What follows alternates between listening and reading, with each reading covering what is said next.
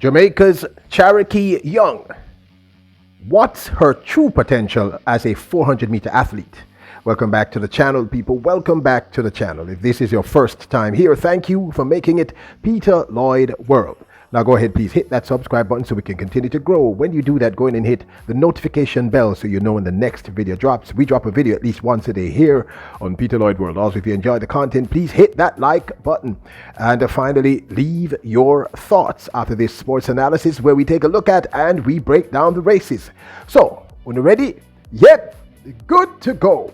So, Charokee Young has exploded on the 400-meter world scene as of 2022. Showing all that potential in 2021. Now, of course, it's off season and everybody is sort of chillaxing and relaxing. So we want to find out, what do you think is the true potential of this phenom, this remarkable 400-meter runner, Charokee Young? Now, Charokee Young previously represented Texas A&M, but as of July 2022, right before she went off to Eugene, Oregon, she became a pro athlete, having signed with Puma. Now, many of you are going to say, Peter, why even bringing this up now at this point?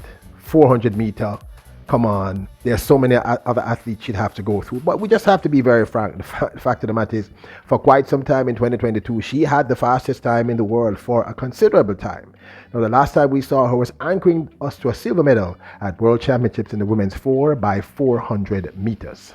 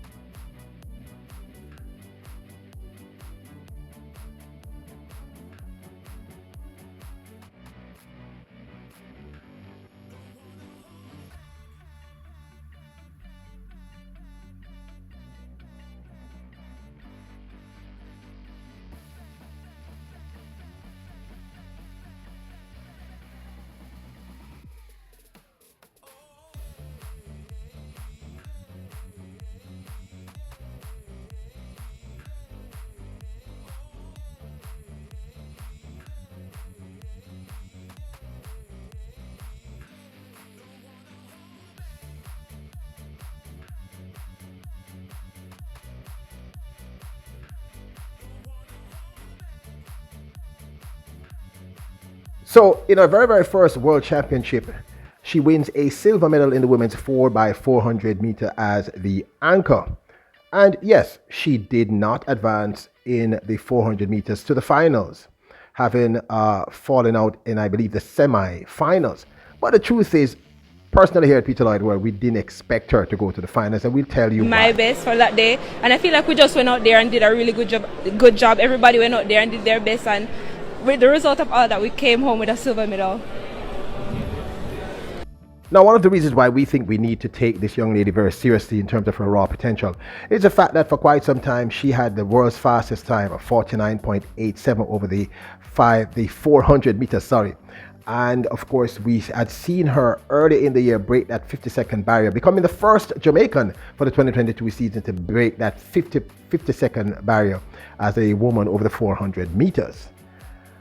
That was a big deal. The world leading time, 49.87, big deal.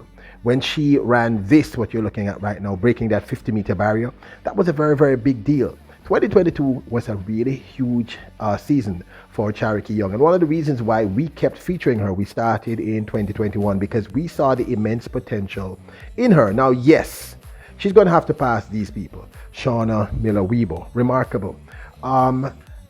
Candice McLeod, who has the same time, best time, a fit, of course, Stephanie Ann McPherson is always terrible, and of course this young lady, Paulino. So there's some amazing 400-meter champions, and according to World Championships, she now sits with that 49.87, tied with her compatriot Candice McLeod as the number 7 fastest time for the 2022 season. But let's look at this in context. Now, this, of course, is my 2 cents.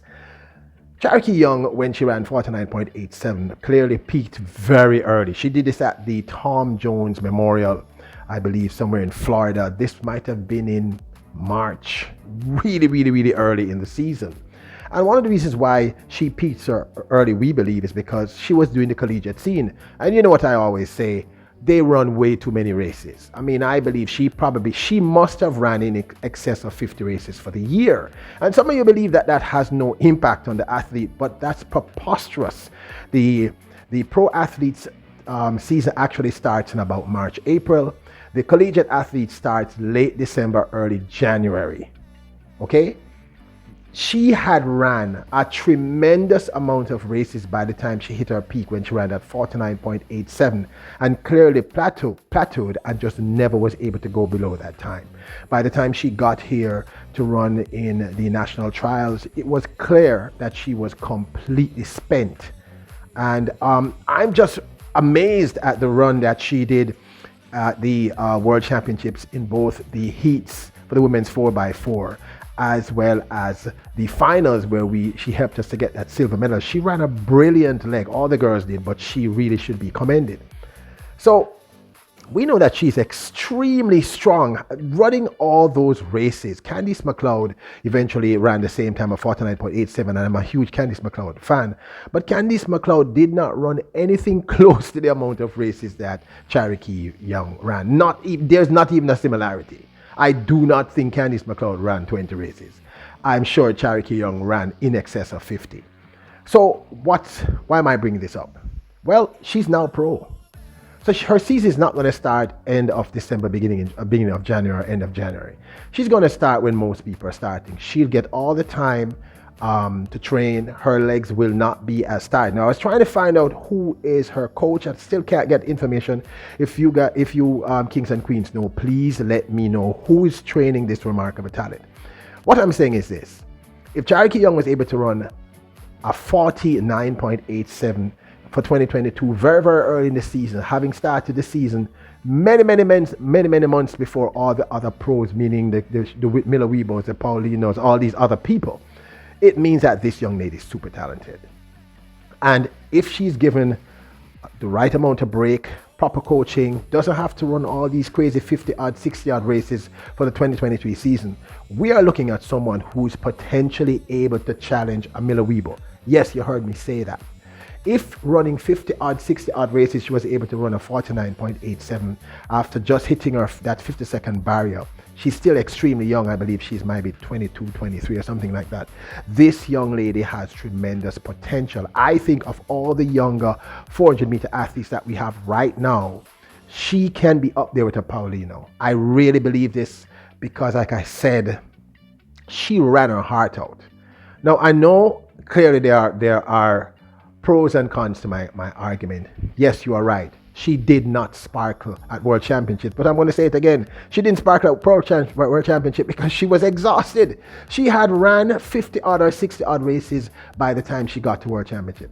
I believe the fact that this year she's now pro, she won't have to be doing all those collegiate runs. She'll be able to time her peak correctly for World Championships next year. We should see a completely different athlete if she remains injury-free. So I think she has tremendous potential. And of all the young Jamaican athletes at this point, not including Candice McLeod, because I think she's also phenomenal, I do think that of all the younger 400-meter runners, she is the one to watch. I think she could be on a podium next year if given the right coaching. But this, of course, is my 2 cents. I'd absolutely love to know your thoughts. Do you agree with me? Do you think I'm blowing smoke? Now don't forget to hit the subscribe button, hit the notification bell, hit the like button. Remember, you are royals, kings and queens. Bless up!